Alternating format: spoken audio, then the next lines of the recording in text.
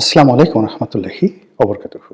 সম্মানিত দর্শক, আগামী কয়েকটি দিন ভীষণ রকম গুরুত্বপূর্ণ আমাদের রাজনীতির জন্য টার্নিং পয়েন্ট এবং অ্যাট দ্য সেম টাইম আমাদের রাষ্ট্র, আমাদের কূটনীতি, আমাদের রাষ্ট্রীয় নীতি এবং আমাদের যে ভবিষ্যৎ সরকার অথবা বর্তমান সরকার সব কিছুর সম্ভাবনা এবং সব কিছুর বিপদ বিপত্তি একই বিন্দুতে এসে এই মুহূর্তে যেভাবে দাঁড়িয়েছে, তার ফলে রাজনীতির যে বাঁক টার্ন এটি যে কোনো দিকে চলে যেতে পারে।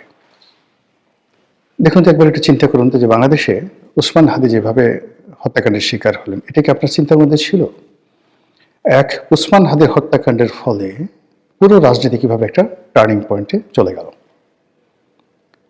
প্রথমে এটা মনে করলাম একটা নিছক হত্যাকাণ্ড, পরবর্তীতে দেখা গেল যে এর পিছনে একটা বিরাট জ্ঞান কাজ করছে এবং এই হত্যাকাণ্ডকে কেন্দ্র করে মানুষের আবেগ যেভাবে জাগ্রত হলো বা যেভাবে মানুষের আবেগকে জাগিয়ে তোলা হলো, তার প্রেক্ষিতে বিএনপির জন্য রাজনীতি করাটাই ঝুঁকিপূর্ণ হয়ে গেল।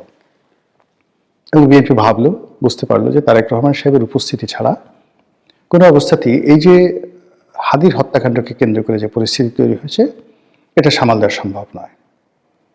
বিএনপি ব্যাকফুটেজে চলে যাচ্ছিল। সেখান থেকে সামনের সারিতে আসার জন্য জনাব তারেক রহমান সাহেব দেশে আসলেন। দেশে আসার পর তার আম্মা ইন্তেকাল করলেন। এই দুটো ঘটনা আবার 180 ডিগ্রি অ্যাঙ্গেলে হাদি হত্যাকাণ্ডের পরে যে পরিবেশ পরিস্থিতি তৈরি হয়েছিল সেটাকে রিভার্স করে দিল এবং পুরো পরিবেশ পরিস্থিতি জনাব তারেক রহমান সাহেব এবং বিএনপির পক্ষে চলে গেল। এবং 25 তারিখ থেকে আজকে 10 তারিখ পর্যন্ত পুরো ঘটনা একটার পর একটা বিএনপির পক্ষে যাচ্ছিল। কিন্তু বিএনপির প্রতিপক্ষ যারা আছে তারা তো বসে নেই, তারা তাদের মতো সেই একটার পর একটা প্রোগ্রাম করে যাচ্ছে এবং তারা এই গত 17 মাসে যে দাবার চাল দিতে অভ্যস্ত হয়ে পড়েছে, তারা বিভিন্ন কৌশল অবলম্বন করে যেভাবে তারা একটার পর একটা সফলতার মুখ দেখেছে, যেভাবে গুপ্ত থেকে নিজের পরিচয় গোপন করে তারা আওয়ামী লীগের 12টা বাজিয়ে দিয়েছে, যেভাবে গুপ্ত থেকে তারা বিএনপির 12টা বাজিয়ে দিয়েছে, যেভাবে গুপ্ত থেকে ডক্টর মোহাম্মদ ইউনূসকে তারা পেট্রোনাইজ করে যাচ্ছে, যেভাবে গুপ্ত থেকে রাষ্ট্রের বিভিন্ন বিভাগ অনুবিভাগ এবং রাষ্ট্রের বাইরে যে সকল শক্তিশালী চক্র রয়েছে তাদের সঙ্গে কোনো রকম পরিচয় প্রকাশ না করে কেবলই মাত্র গুপ্তভাবে তারা যে সংযোগ স্থাপন করছে এবং যে শক্তি তারা অর্জন করে ফেলেছে, আপনি যদি তুলনা করেন বিএনপির সঙ্গে কিংবা আওয়ামী লীগের সঙ্গে, সেই তুলনায় আওয়ামী লীগ এবং বিএনপির এই যে প্রতিপক্ষ রাজনৈতিক শক্তিটি, দক্ষিণপন্থীর শক্তিটি,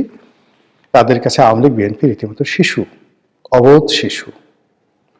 তো এই যে এখন বিএনপি রাজনীতির ময়দানে 15 দিন ধরে তাদের যে দাপট, সেই দাপট নিয়ে জনাব তারেক রহমান সাহেব বগুড়া যাচ্ছিলেন।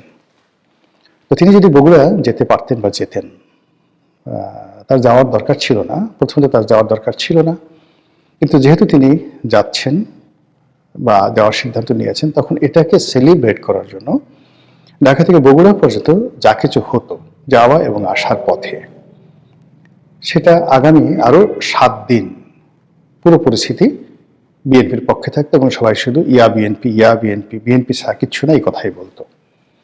রাস্তার দুই পাশে লক্ষ লক্ষ মানুষ, হাজার হাজার গেট, হাজার হাজার গাড়ির বহর, সব কিছু নিয়ে বিএনপি যে মহড়া দিত, ওই সমপর্যায়ের মহড়া বিএনপি যারা প্রতিপক্ষ তাদের দেওয়া তো সম্ভব ছিলই না, বরং ওই মহড়া যদি তাদের প্রতিপক্ষকে দেখতে হতো নিজের চোখ দিয়ে এবং ওই মহড়ার স্লোগানগুলো তাদের যদি নিজেদের কান দিয়ে শুনতে হতো, তো এটা যে তাদের জন্য কত কষ্টের ছিল, কত বেদনার ছিল, সেটা ভাষায় প্রকাশ করা যাবে না। ফলে তারা কি করলো, ছোট্ট একটা সুইচ চেপে দিল। No sound, no how, no cow, just পুশে সুইচ। সঙ্গে সঙ্গে বগুড়া যাওয়া বন্ধ হয়ে গেল।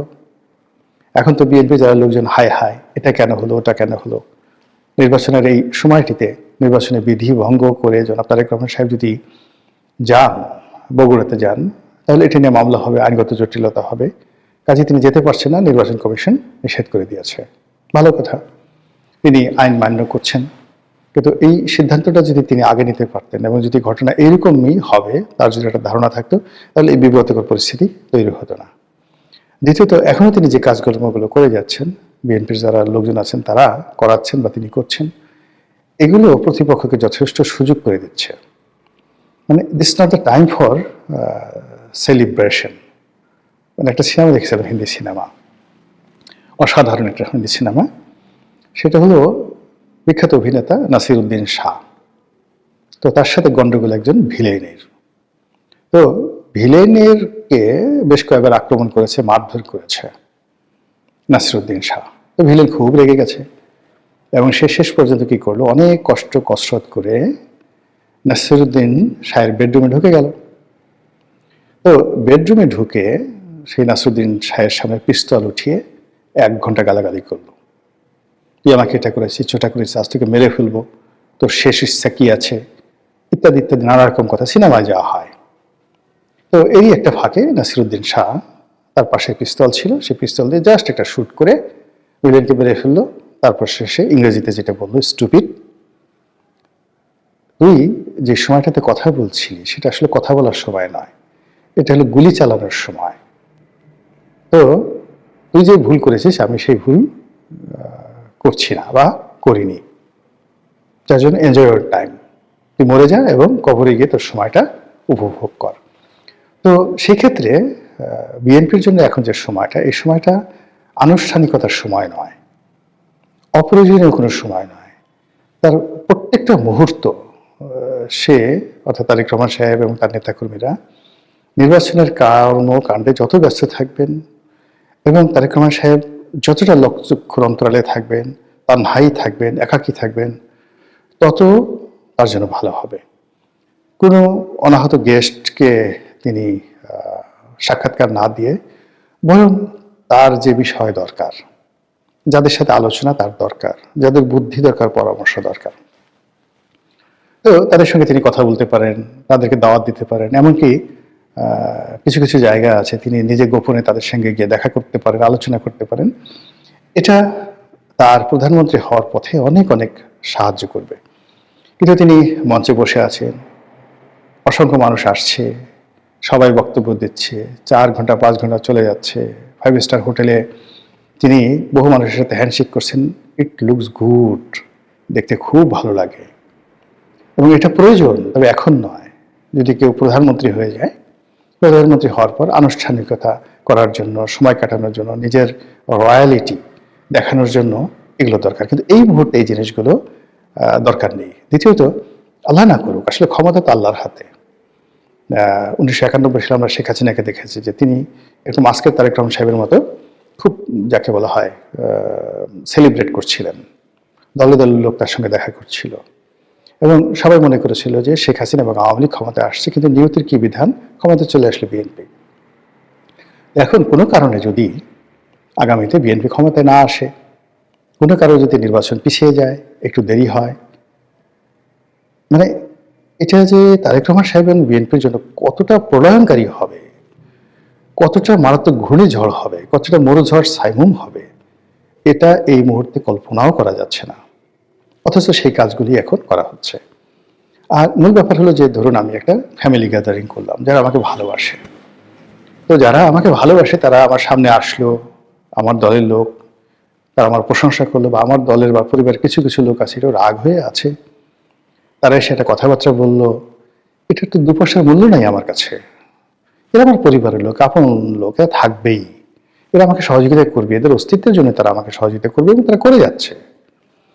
কিন্তু আমি আমার মূল্যবান সময় ব্যয় করে আমার প্রতিপক্ষ কি করছে, প্রতিপক্ষর উপর নজরদারি করা, তাকে নিয়ে চিন্তা ভাবনা করা, এরপরে সাধারণ আমজনতার সাথে মত বিনিময় করা এবং পুরো পরিবেশ পরিস্থিতি নিজে অনুধাবন করা, এই কাজগুলো বিএনপি যারা কর্তা ব্যক্তি তারা পারছেন না।